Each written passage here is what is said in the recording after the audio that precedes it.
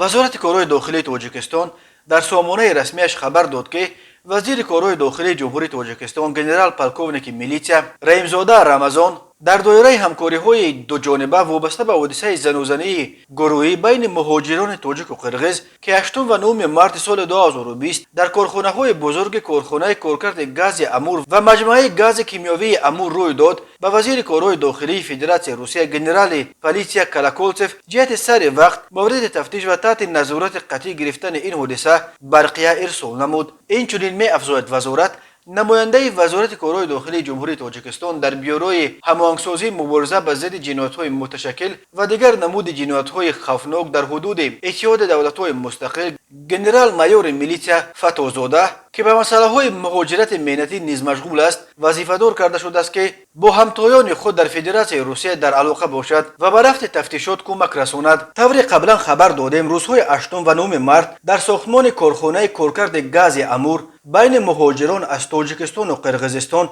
زنوزنی‌های عمومی روی داد. این کارخانه در کنار شهر بلاگویشنسک مرکز مأموری ولایت امور در منطقه شرق دور روسیه ساخته می شود و به ساختمان آن تنها در شرکت ولسترویمنتاژ 9000 کارگر اکثر مهاجران از کشورهای آسیای مرکزی به کار گرفته شدند. منابع پایگاه خبری بامداد با ارسال ویدیوهای 2 روز زنوزنی‌ها خبر دادند که به ترتیب‌ها روزهای 8 مارس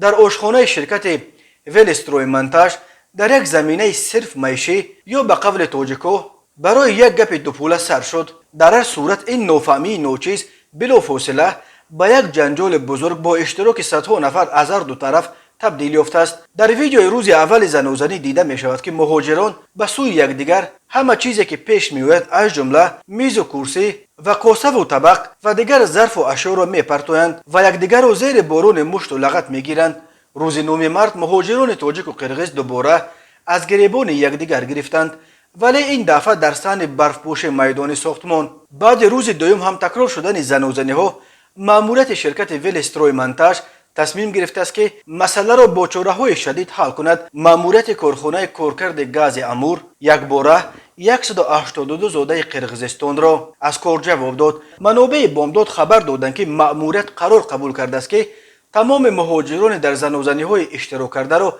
بدون یگان چون و چرا از کار بیرون بیاندازد. مأموریت همچنین گفته است با مقامات حفظ حقوق مسئله از روسیه اخراج کردن مهاجران شورپوش را هم مطرح میکند. قرار معلوم ماه اوگوست سال 2021 در پی یک سلسله زنوزنی‌ها بین مهاجران در منطقه‌های گوناگون روسیه وزارت کارهای داخلی این کشور هشدار داد که از این به بعد مهاجران را برای دغلانه و ویران کردن ترتیبات جمعیتی از جمله برای اشتراک در زنوزنی‌ها بهرامانه به کشورهای زادگاهشان اخراج کرده از حقوق عبور مرز روسیه محروم می‌کنند.